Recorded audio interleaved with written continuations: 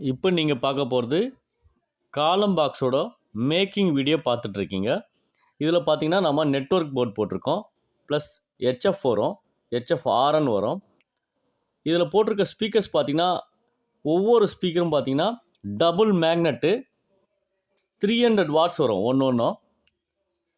உங்களுக்கு DJ master ஆம்பில் போட்டிங்கன்னா heavy long throw வரும். இந்த காலம் பாக்ஸ் வந்து ஹெவி எஃபெக்ட் வரும்.